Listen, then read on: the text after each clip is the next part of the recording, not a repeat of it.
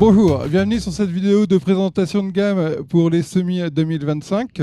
Donc je suis Benoît, je suis responsable sur la zone Champagne et Île-de-France.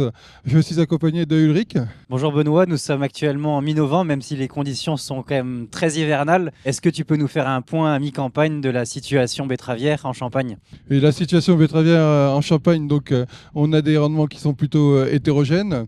L'excès de pluviométrie de l'année a provoqué des faibles richesses et on a une augmentation très significative de l'impact de la cercosporiose sur les betteraves. Comme tu le dis, c'est encore une fois une année compliquée. L'excès d'eau, la maladie, les semis tardifs ont fortement impacté les rendements. Ça souligne d'autant plus l'intérêt aujourd'hui de bien choisir sa variété, qu'elle soit stable et adaptée au créneau sur lequel on vise. Sur la stabilité et sur la richesse que tu soulignes, une variété sur le créneau nématode qui répond bien à ces problématiques-là, c'est la variété Twain, qui est notre référence aujourd'hui, qui se comporte très bien en terrain sain comme en terrain contaminé. Une autre variété sur le créneau nématode, également riche, mais avec une tolérance supérieure à la cercosporiose, qui a été, comme tu l'as souligné, une problématique de l'année.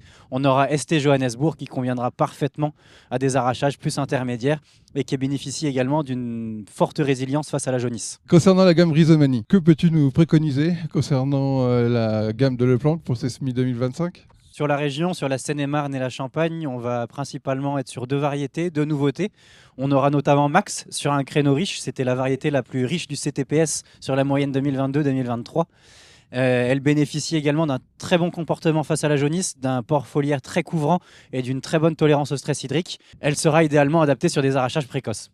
Sur un créneau plutôt équilibré, voire lourd, on privilégiera plutôt la variété ST Britannie qui bénéficie d'une meilleure tolérance à la cercosporiose, mais là aussi d'un très bon port foliaire et d'une bonne tolérance au stress hydrique. Merci Ulrich pour cette présentation. Comme vous pouvez le voir, la gamme de Leplanck vous permettra de répondre à toutes vos problématiques pour les semis 2025. Bon semis à vous.